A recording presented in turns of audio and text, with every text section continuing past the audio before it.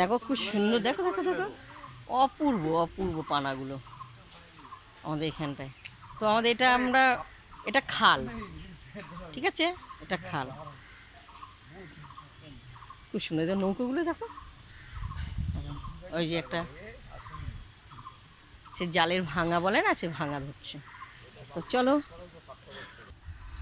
দেখো নানা, এই দেখো একরকম ফুল, দেখো এটা খুব সুন্দর ফুল ধরে, দেখো সাদা, গাছটা খুবই নরম, খুব নরম গাছটা, এত ফুল ফোটে বলবার মতন না।